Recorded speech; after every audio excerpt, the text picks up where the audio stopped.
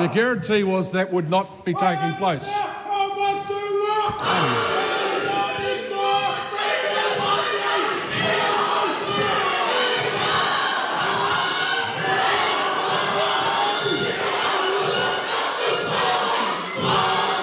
The House is suspended.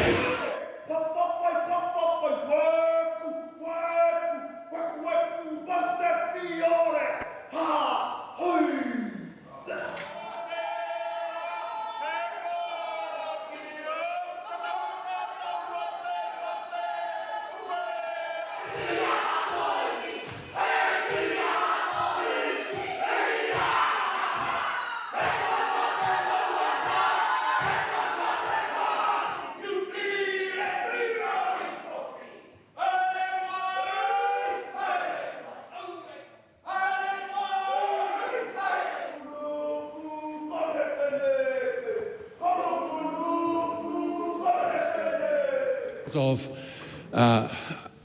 disruption in the gallery outside of an agreed process that the Business Committee had authorised.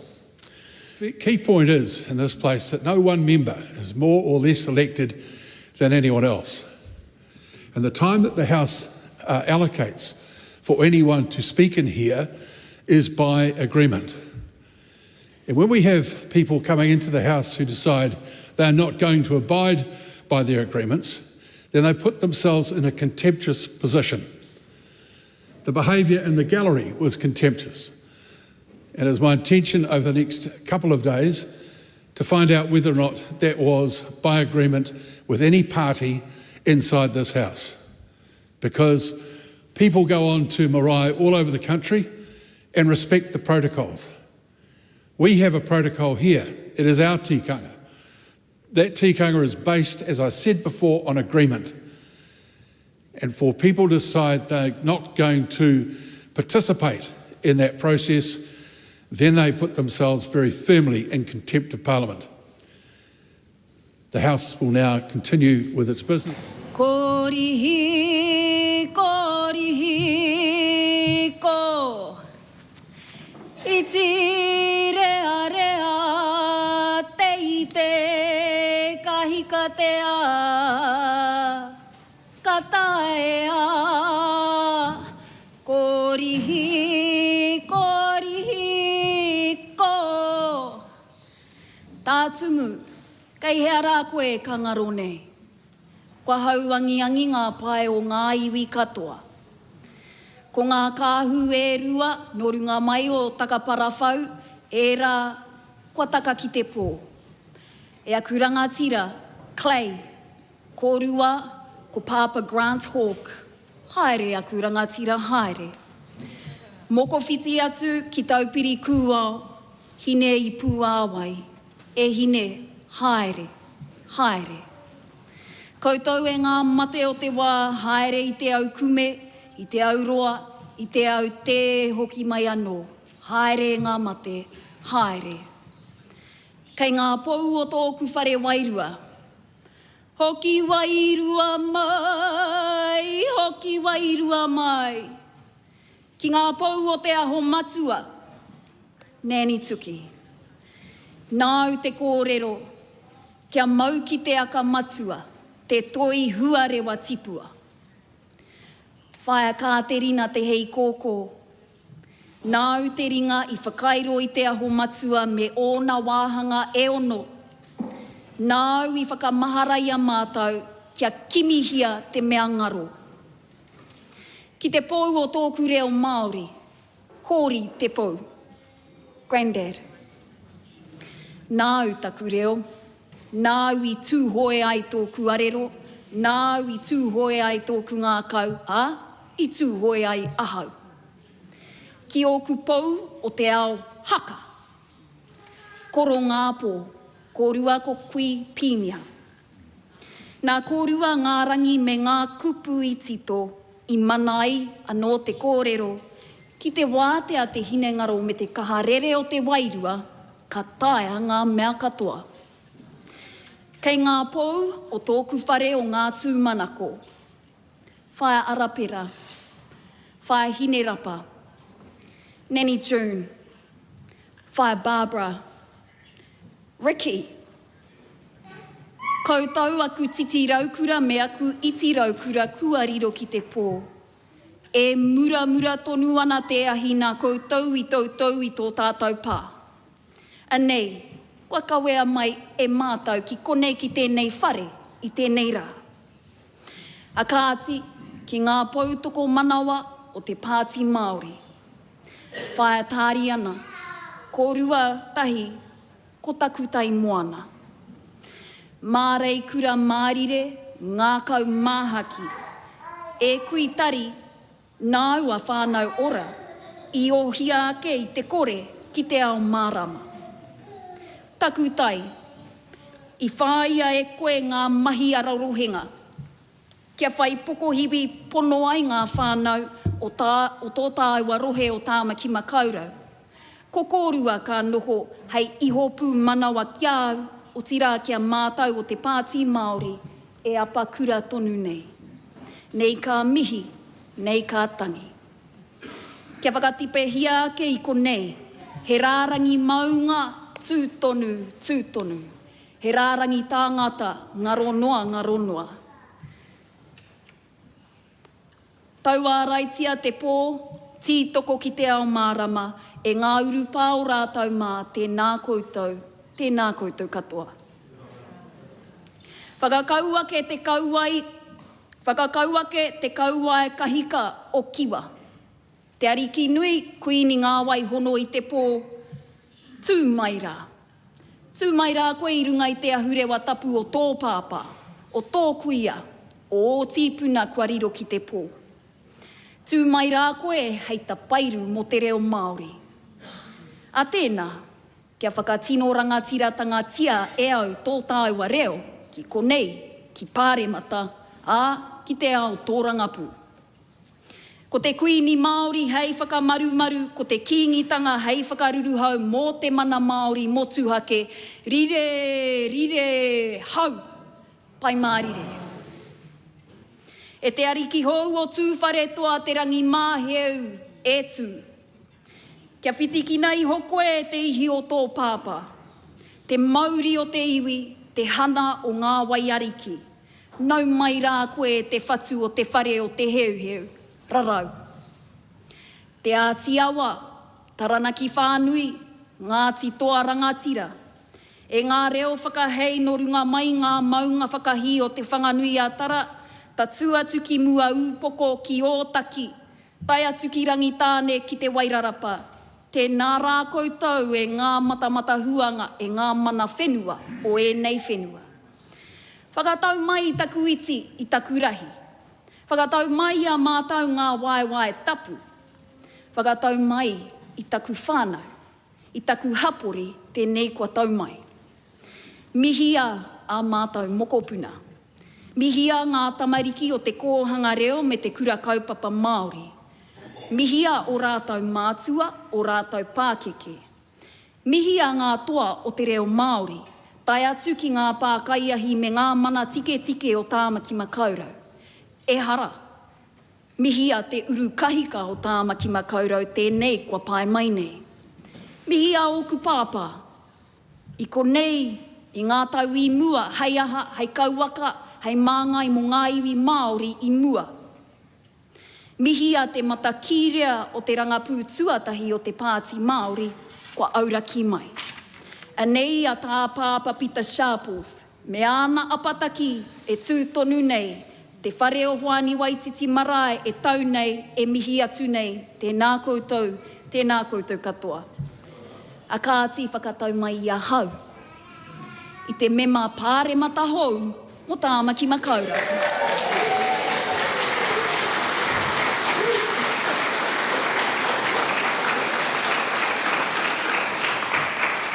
Kua hau, ko Oriini Kaipara. Ko te teina a rāwinia rāu ko te raina, ko te tuahine a Hakaraia, ko te whakapākanga a Shirley te pou rāu ko Oriini Kaipara, ko Gerry Gray, taku pāpā whakaangi. He mōkai a hau nā hōri rāu ko te auta te pou. He mokopuna hoki a hau nā wii kepa rāu ko kaira te maioha kaipara. Ko au te māma, o pae tawhiti, o te ao mihia, o te nikau, o ngā rongo kahira. Ko au hoki te kuikui o Puaroa. He uri a hau no hine pū kohurangi, no te kurai monoa, no wairaka, no hine te ariki, no hāhuru. Ko au te wawata o te o kahurangi, te tūmanako o rangi tōwhare, te kauai o parehuia. Ko au ko ngā tiawa, ko au ko tūwhare toa, ko tūhoi, ko ngā tirangi tihi, ko ngā pōtiki, ko te hapū one one. E te pika e te whare, e aku mema, hoa haere i tēnei whare, āputa i te motu whānui, koutou e ngā maunga whakahi o ngā tīpuna kai te pō. Anei ahau e mihi atu nei kia koutou, tēnā koutou, tēnā tātou. I am Oriini Kaipara, Member of Parliament for Tāmaki Makaurau. Greetings, everyone. I'm not going to stand here and tell you about the impacts of colonisation on whānau, hapu, iwi, and even on me.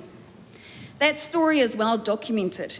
One only has to turn to the Hansard to see in plain black and white how this government and past governments have perceived our people.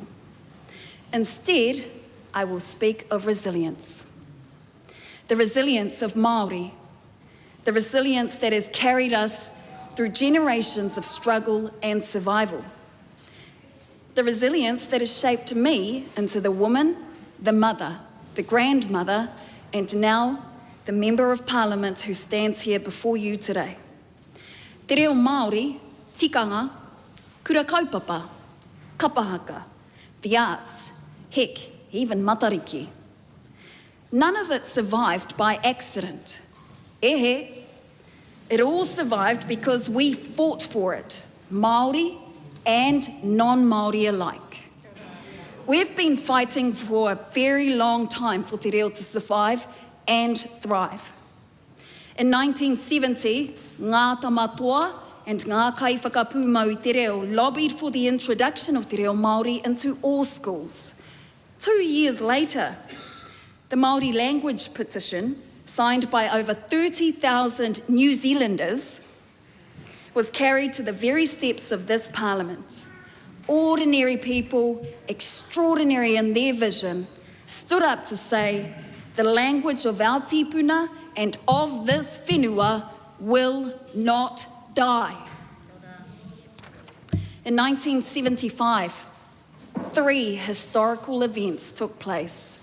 Dame Whina Kupa and Te Rōpū Matekite, they led the biggest land march of its time from the top of the north to those very same steps. The Waitangi Tribunal was established, and I acknowledge the Tribunara who are here commemorating their 50th anniversary. The third was Te Wiki o Te Reo Māori. It also began that year.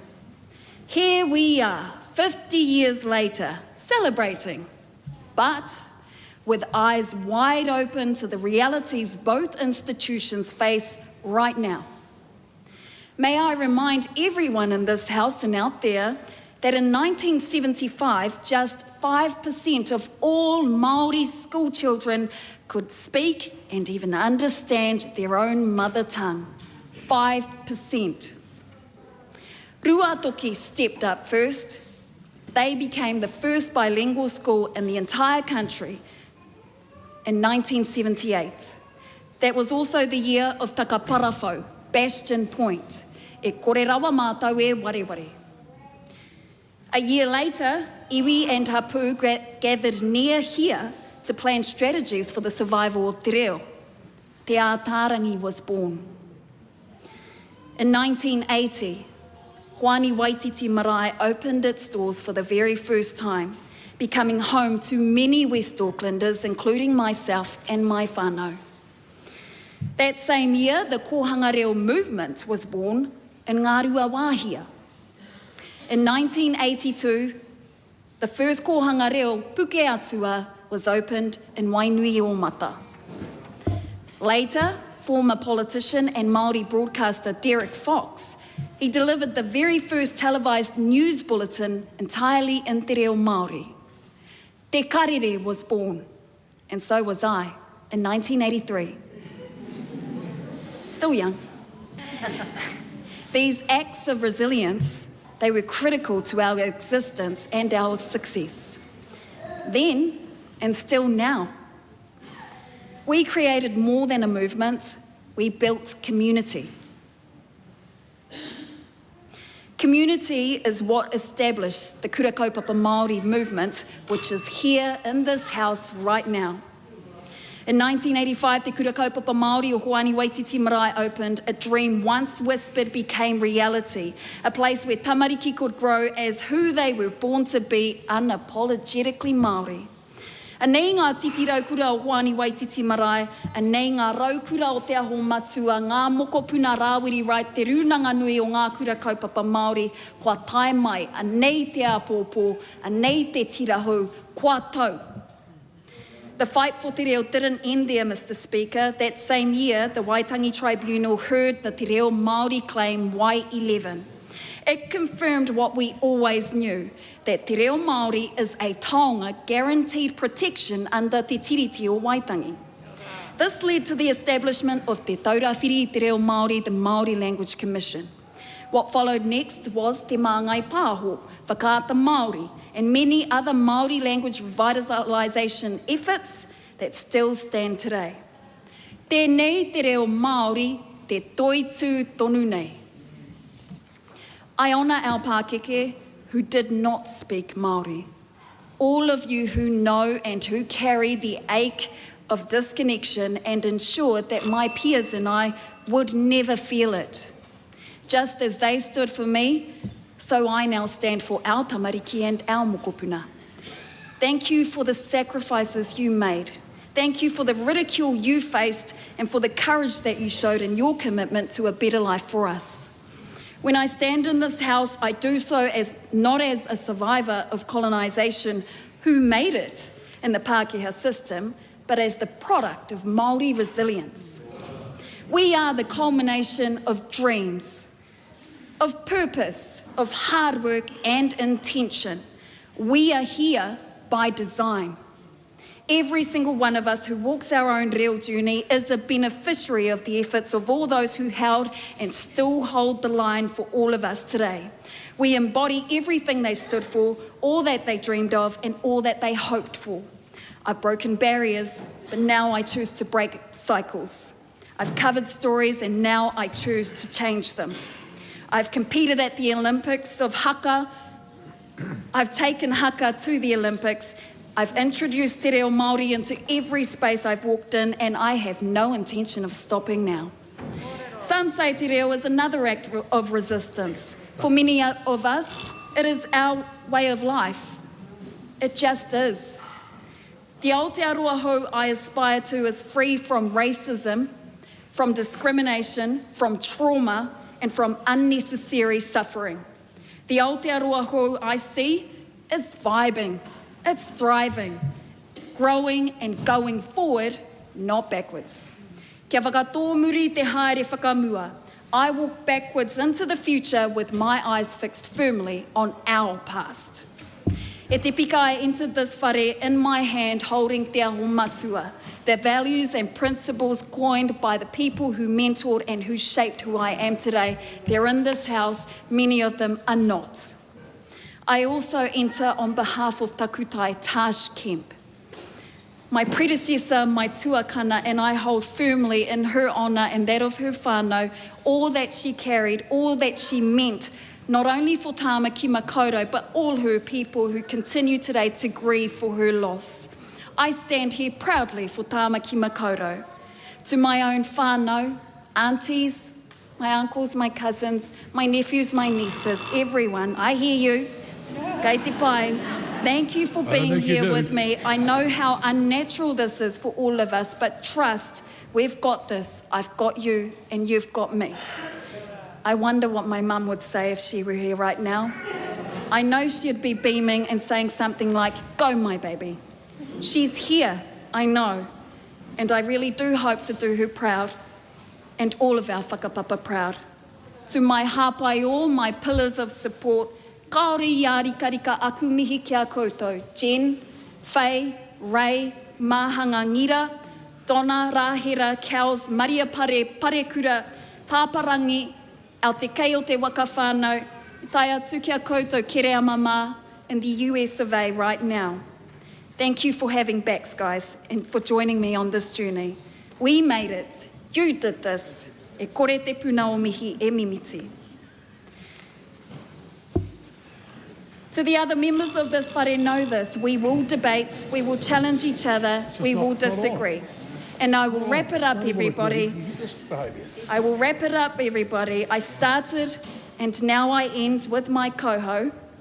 I end my coho with a poll of the bellbird to remind us, especially now during spring, that even the smallest of us can achieve greatness. Just like the bellbird dared to ascend the tallest kahikatea, we can and we will. Korihi, korihi, ko, iti rea rea, te te, kahikatea, kataea.